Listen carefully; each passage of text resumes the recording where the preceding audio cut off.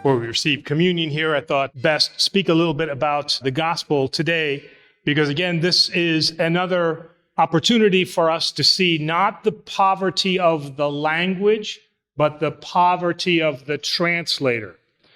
What we have is we have plenty of people who can speak Greek very well, but don't understand English and can't translate English. We have many people who can speak English, but cannot necessarily translate Greek.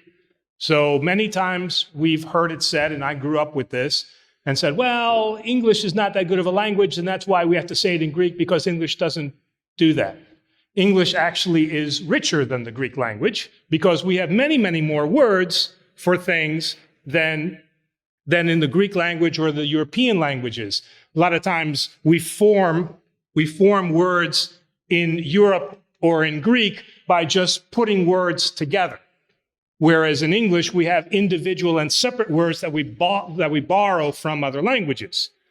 So whenever I say that it doesn't come out well in the English, what I am speaking about is not the poverty of English. I'm speaking about the poverty or the inability of the translator to understand what is being said. I'm sure that you have heard jokes that are Greek, and when you translate it into English, everybody goes, that's a stupid joke. And then the same thing, jokes that are in English, you translate them into Greek, people are like, I don't know what you're talking about. So this is an example of what it is that we have today. So again, just a quick recap, right? We have the disciples now with Jesus. He encounters the father of the epileptic boy, and the man comes up to him and says, hey, I went to your disciples. They couldn't do anything. How about you? Maybe you could do something. And then Jesus' response to that. And then the boy is cured. And then the disciples go back to him and say, hey, what's the deal here? We've been casting out demons before. Now all of a sudden we can't do it. Why can't we do it? And then he gives them an answer.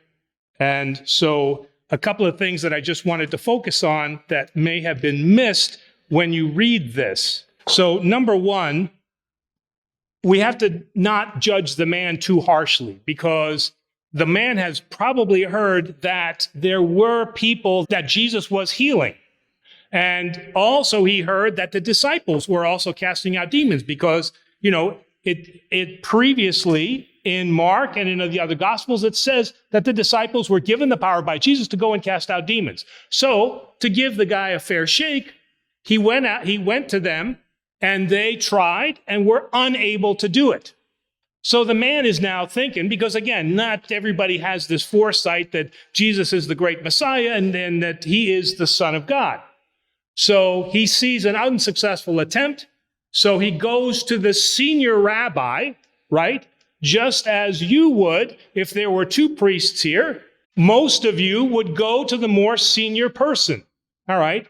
Since I look older than Father Jerry, you're probably going to come to me first, right? And you're going to ask me, and you're going to say, this young guy, I don't know if I like the answer. Maybe you can answer me better. Maybe you can clarify this a little bit better. This is really how we have to see now this man. So he says to Jesus, if there's anything you can do, have pity on us and help us.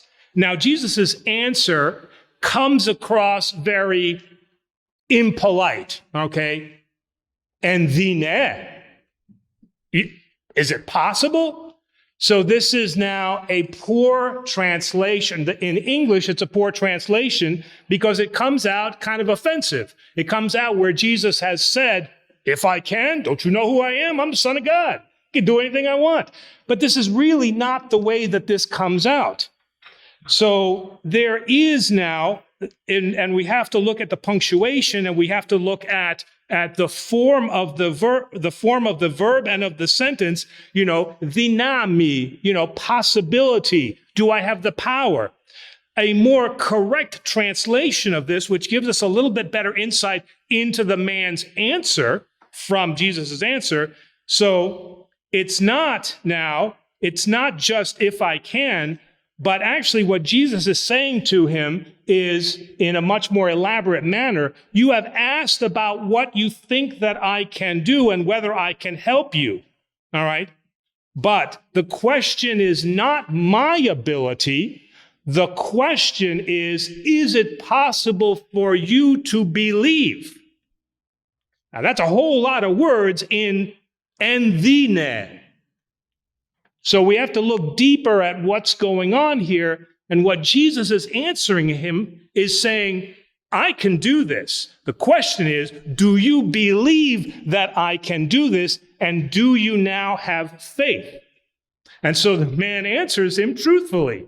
He says, I do have faith, but help me in my unbelief, because I don't think now that I'm sure. Now I get what you're asking. And now we have a better understanding of Jesus' general response, because he says now, how much longer must, O faithful generation, how long am I to bear with you? Because what he is looking for is the faith to be able to believe that he can cure the man, to believe in who he is.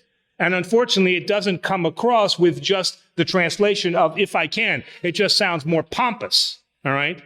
Now, the disciples afterward go to him and they say, hey, why couldn't we do this? What is the answer there? And what Jesus now gives us is what the church also gives us. He said, this kind of demon can only come out through prayer and fasting.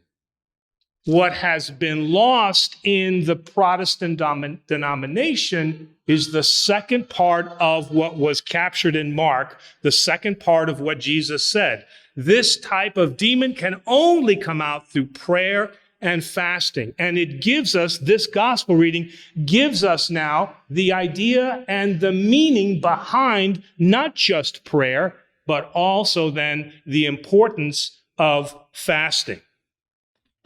And so I wanted to bring out those particular points. Number one is that we have to be able to understand the context of how the gospel was written and of how the sentence structure is structured and the words that are used. And then with that, we also have to see then how the church takes those gospel readings and transforms it for us now to also be able to be like that person, like the Father, who says now, as we say, I do believe, but help me in my unbelief.